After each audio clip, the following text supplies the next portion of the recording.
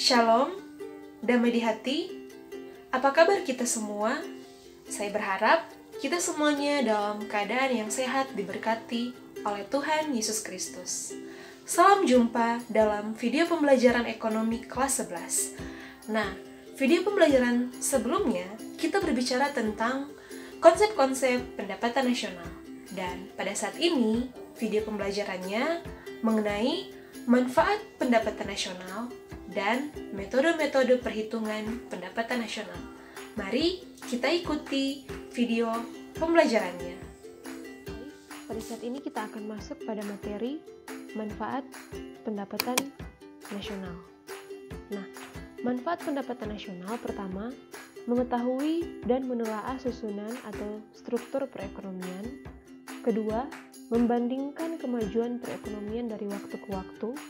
Ketiga, membandingkan perekonomian antar daerah atau antar negara.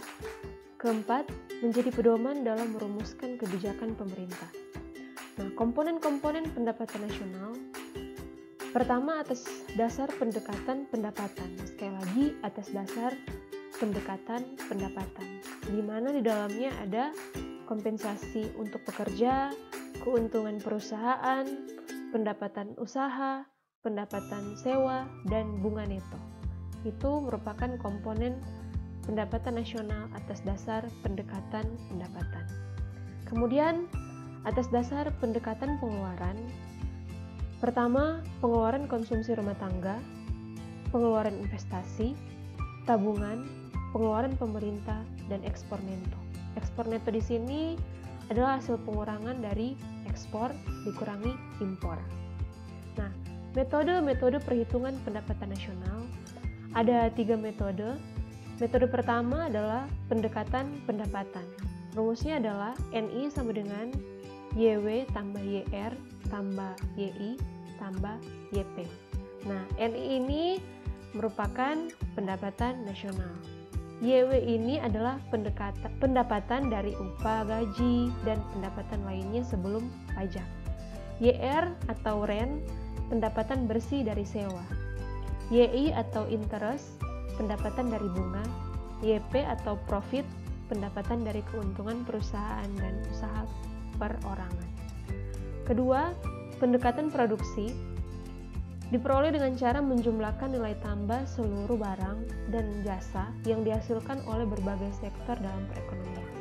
Di sini kita lihat ada 5 sektor industri, yaitu pertama pertanian, pabrik benang, pabrik tekstil, industri garmen, dan perdagangan yaitu pakaian jadi. Nah, nilai outputnya setiap sektor itu berbeda-beda. Nilai output setiap sektor itu berbeda-beda, nilai inputnya juga berbeda-beda. Nah, kita lihat nilai tambahnya. 300 di sini adalah namanya nilai tambah, berarti karena sektor pertanian adalah sektor yang paling awal, maka nilai tambahnya sesuai dengan nilai input, yaitu Rp300. Kemudian, sektor pabrik benang, kenapa dapat Rp100?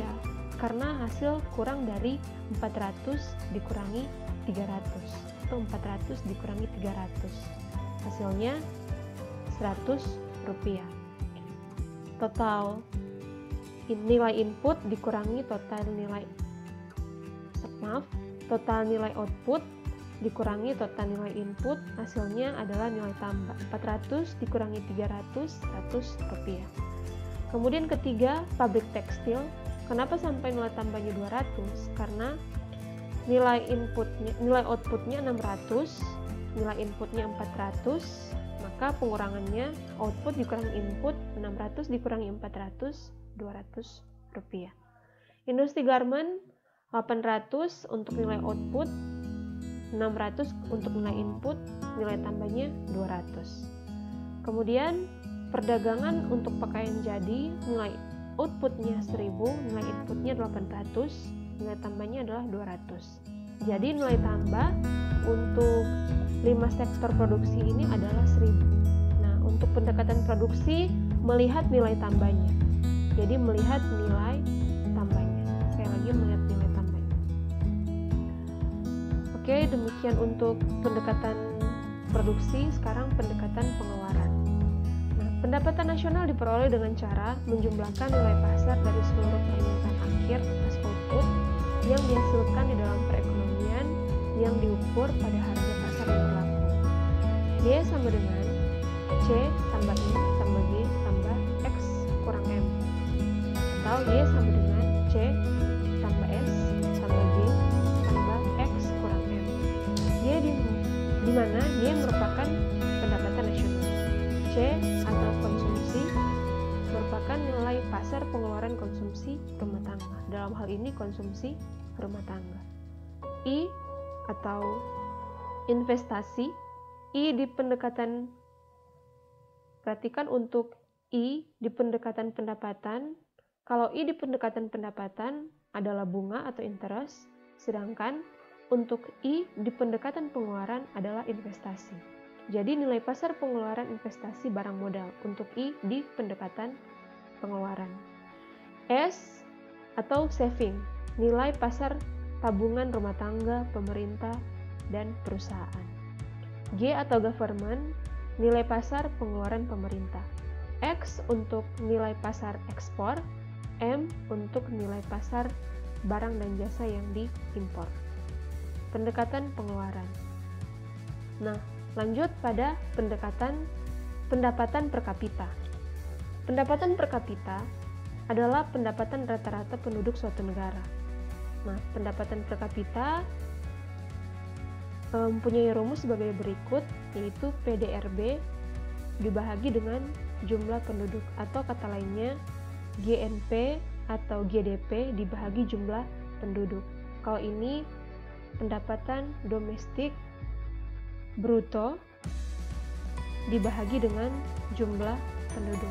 Jadi kalau seandainya dalam soal hanya terdapat GDP kemudian ada jumlah penduduk, maka itu akan menjadi nilai GDP dibahagi dengan jumlah penduduk.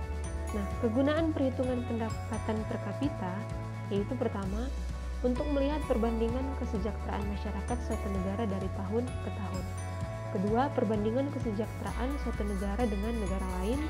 Ketiga, perbandingan tingkat standar hidup suatu negara dengan negara lain.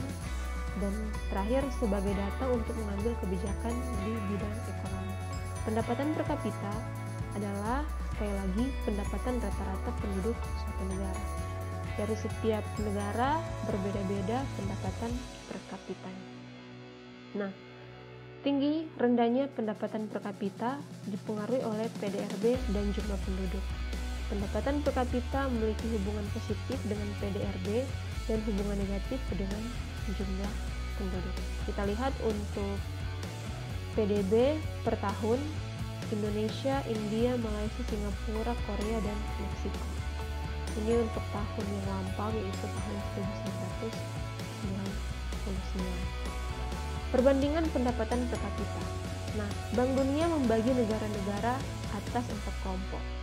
Negara berpendapatan rendah, yaitu pendapatan per kapitanya kurang dari $1.035. Negara berpendapatan menengah bawah, pendapatan per kapitanya adalah $1.036 sampai $4.085. Negara berpendapatan tinggi, pendapatan per kapitanya adalah $4.085 sampai $12.615. Pendapatan negara berpendapatan tinggi adalah pendapatan per kapitanya lebih besar dari $12.616. Nah, kita lihat di sini tingkat perekonomian dan pendapatan per kapita di negara ASEAN pada tahun 2010 sampai 2012. Oke, baik. Sekian dari materi kita saat ini. Semoga bisa berguna untuk materi pendapatan nasional. Perhatikan setiap teori-teori yang diberikan, mulai dari pengertian, manfaat, bahkan pun komponen-komponen, konsep, dan juga metode-metode yang ada di pendapatan nasional. Semoga bisa berguna untuk kita semua. Selamat belajar dan sehat selalu, diberkati oleh Tuhan Yesus Kristus.